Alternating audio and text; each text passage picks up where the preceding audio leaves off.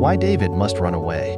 After David kills Goliath, Israel's army chief Abner brings him to Saul. Saul is very pleased with David. He makes him a chief in his army and takes him to live at the king's house. Later, when the army returns from fighting the Philistines, the women sing, "Saul has killed thousands, but David tens of thousands." This makes Saul jealous, because David is given more honor than Saul is. But Saul's son Jonathan is not jealous. He loves David very much, and David loves Jonathan too. So the two make a promise to each other that they will always be friends. David is a very good player of the harp, and Saul likes the music that he plays.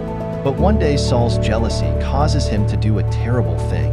While David is playing the harp, Saul takes his spear and throws it, saying, "I will pin David to the wall." But David dodges, and the spear misses. Later Saul misses David again with his spear. So David knows now that he must be very careful. Do you remember the promise that Saul made? He said that he would give his daughter to be the wife of the man who killed Goliath. Saul at last tells David that he can have his daughter Michal, but first he must kill 100 of the enemy Philistines. Think of that.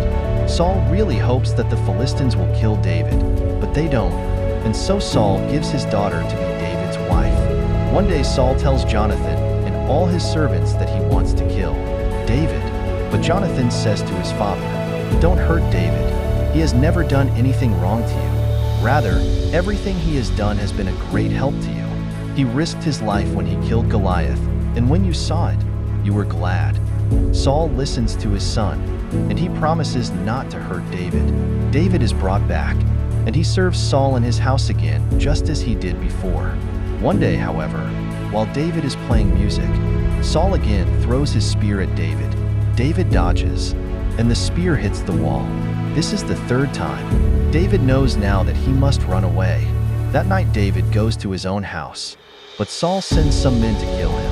Michal knows what her father plans to do, so she tells her husband, "If you don't get away tonight, tomorrow you will be dead." That night Michal helps David to escape through a window. For about 7 years David must hide in one place after another so that Saul cannot find him.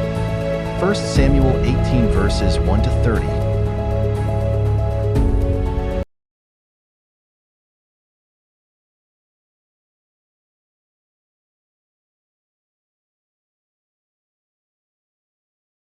(19:1-18)